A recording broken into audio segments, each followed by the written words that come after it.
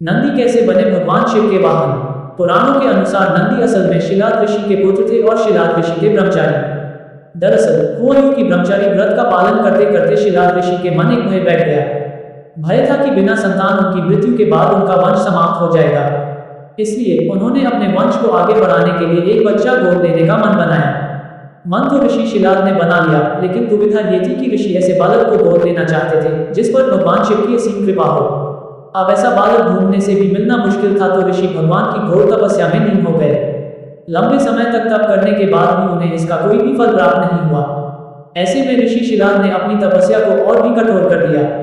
काफी समय के कठोर तप के बाद आखिर भगवान शिव प्रसन्न हुए और उन्होंने ऋषि शिलाद को दर्शन दिए।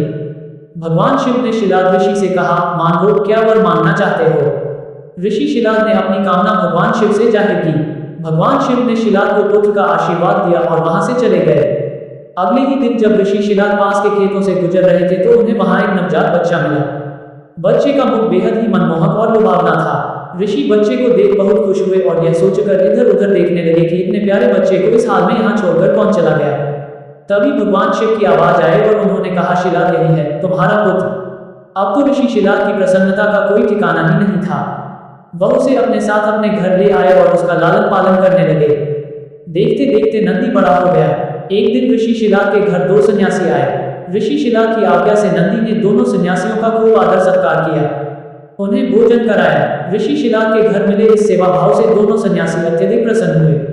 उन्होंने ऋषि शिलाद को दीर्घायु का आशीर्वाद दिया, लेकिन नंदी, जिसने उनकी इतनी मन से सेवा की थी, उसके लिए एक शब्द भी नहीं कहा। सन्यासियों द्वारा ऐसा किए जाने पर ऋषि शिलाद को आश्चर्य हुआ। अपनी जिज्ञासा को शांत करने के लिए शिलाद ने सन्यासियों से ऐसा करने के पीछे की वजह पूछी। तब सन्यासियों ने बताया कि आपके इस पुत्र की आयु बहुत कम है, इसलिए हमने इसे कोई आशीर्वाद नहीं दिया। नंदी ने सन्यासियों की यह बात सुन ली। नंदी ने अपने पिता से कहा, आपने मुझे स्वयं भगवान शिव के आशीर्वाद से पाया है, तो मेरे इस जीवन की रक्षा भी भगवान शिव ही करेंगे। आप इस बात की बिल्कुल भी चिंता न करो। इतना कहते हुए नंदी भगवान शिव की आराधना में लग जाता है। अपने पिता की तरह ही नंदी ने भी भगवान शिव को प्रसन्न करने के लिए कठोर तप किया। फलस्वरूप भगवान शिव प्रसन्न हुए और नंदी को बैल का मुख देकर अपना सबसे प्रिय और वाहन बनाया।